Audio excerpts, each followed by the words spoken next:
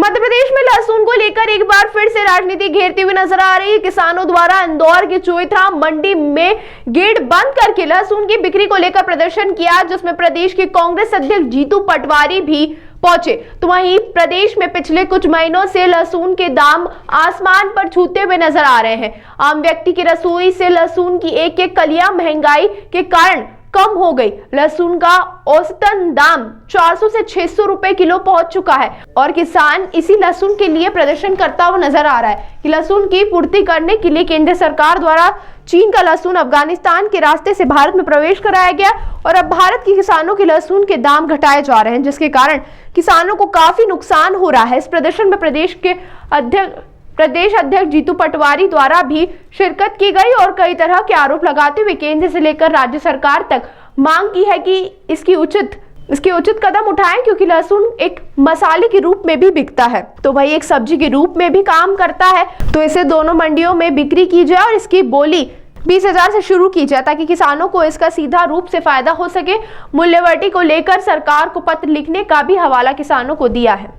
हमारी बोली को मिलेगी, कैंसिल कर दी। 28 से 12 कैसे हुआ? ऊपर चेक क्या करा रहा है? एक किसान को मारा गया ना।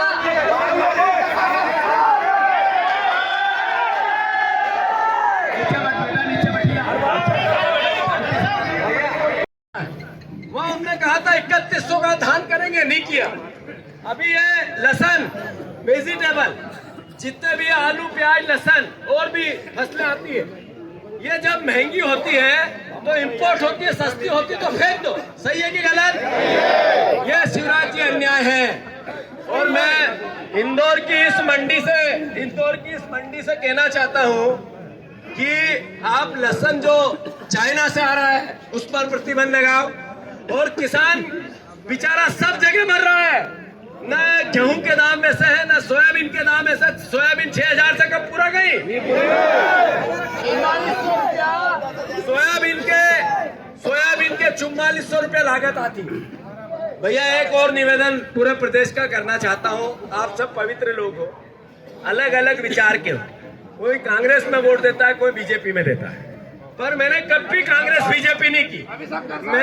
मैंने एक मिनट शांति से सुनो। मैंने जिंदगी भर किसान की लड़ाई लड़ने में, मेरी 50 साल की उम्र हो जाएगी थोड़े दिन।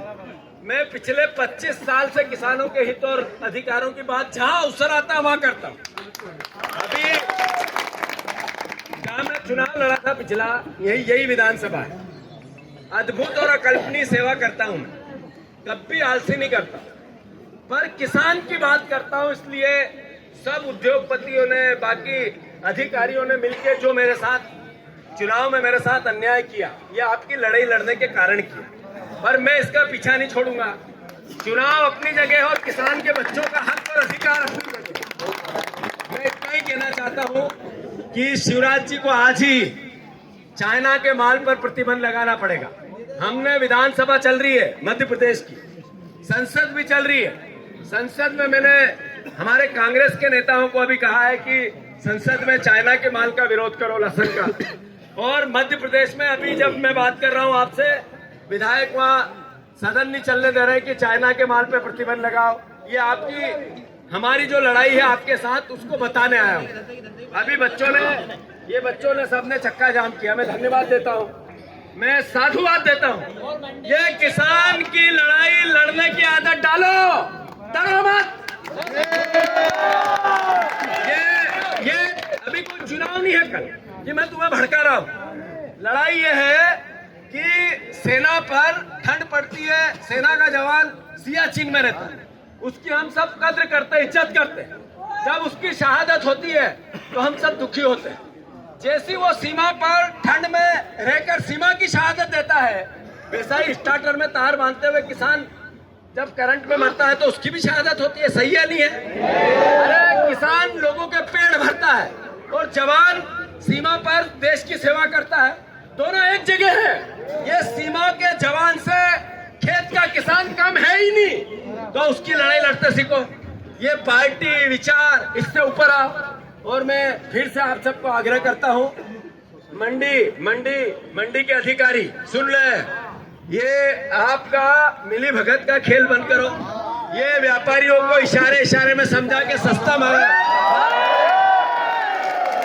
परमार साहब बुलाओ इसको जरा। आज पूरे प्रदेश में, जरा शांति रखो भैया, शांति रखो, शांति रखो। आज पूरे प्रदेश में, पूरे देश में जब राजनीतिक रूप से भारतीय जनता पार्टी को मूवमेंट करना होता है तो चाइना के माल का बहिष्कार होता है। लहसुन किसानों का पूरे 12 महीने उन्होंने रखा, 12 महीने उन्होंने रखा। अब वो अगर महंगा हो गया तो चाइना से लहसुन मंगा रहे हैं। मेरा आप सबसे आग्रह है कि मीडिया के परिवार के लोग आप मदद करो किसानों की।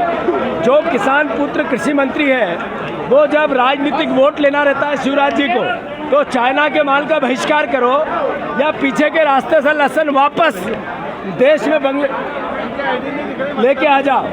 ये अन्याय है किसान के साथ। सरकार ने इस पर सुधार करना चाहिए। मैं अनुरोध करना चाहता हूँ देश के प्रधानमंत्री जी से कि इस देश में किसान और सेना का जवान एक जगह है।